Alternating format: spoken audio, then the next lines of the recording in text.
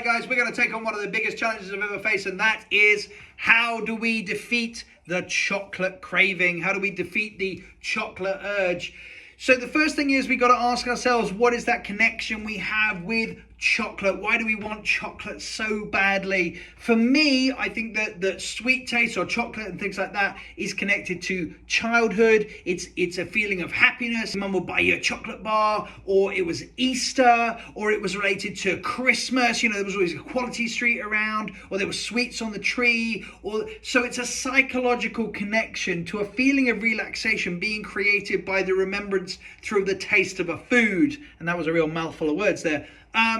It's similar to going to McDonald's. So I'm not saying everybody gets a craving for McDonald's, but going to McDonald's, you think of going to McDonald's, that thing maybe mum and dad did with you, and it was like you just finished your football game or something, and it was a little victory, and instead of going, you went there and it was colorful and it was bright and it was marketing and it was promotion, and you got your own chips, and they were salty and they were fatty and they had that taste. And that taste brings you back to happier times when you didn't give a crap about how much you weighed or what you looked like, or it was just a happy time.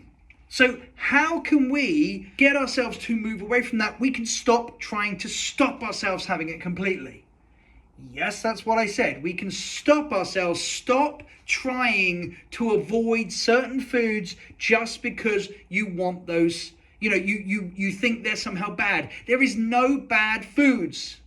There are no bad foods. It is simply down to, there is not a lot of nutritional value, okay? There is psychological value, and I want you to remember that one because that's really important, okay? This is something I'm very much getting into, is the psychological benefits of certain foods. We connect it with a happier time. So how can we have chocolate and still lose weight, but not let it take hold and make us eat the whole thing? So here's just a few ideas, things that I try to do, okay? And these are things that I've done with my clients, with myself, 16 years, okay?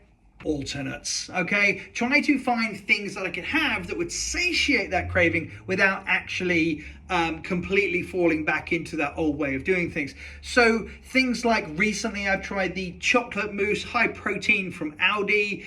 They're a chocolate mousse, they're a larger tub. Basically, they're protein yogurts that they've added air through. And I had one of these recently, and damn, did it kill my need for a sweet tooth. And when you can find something like that really doesn't taste like it's good for you, because that's a winning thing, right? If it doesn't taste good for you, but yet it still makes you feel good, then that's a winning combination to me. What is another good alternate? Is things like very dark chocolate. Now you might say, oh, I don't like dark chocolate. People pull this face like an 8-year-old child. But if you take dark chocolate but add a flavor to it, something like dark chocolate with some peanut butter on, or dark chocolate with a little bit of 0-calorie sugar sauce, or syrup or something like that, and you add that to it, you will get the texture of the chocolate without the huge amount of hit of calories.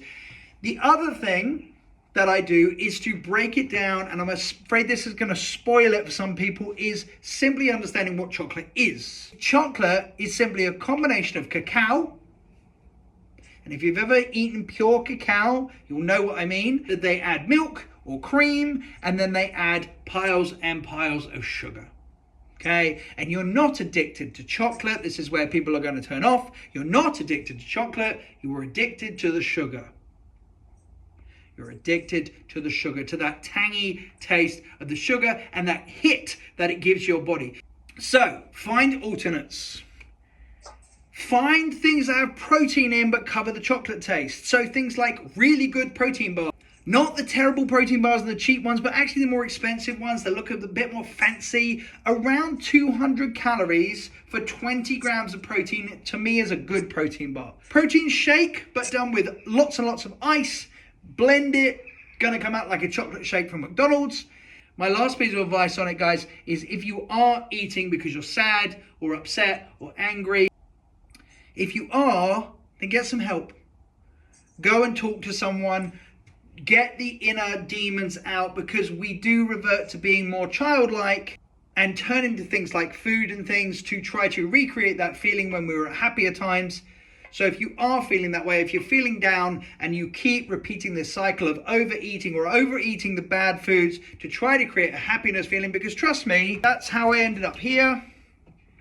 That was from eating too many takeaways, too much chocolate, and too much rubbish. And how did I break it? I had some counseling. It was one of the best weight loss things I ever did. Was I spoke to a company called Talk Plus, and they were really helpful. Gave me like 6 free counseling sessions, and it really started the whole journey off. And it broke my hold that takeaways had on me. All right, guys, there's some ideas for how to break the hold from chocolate. Oh, and the other one, just have some chocolate. Just don't have loads.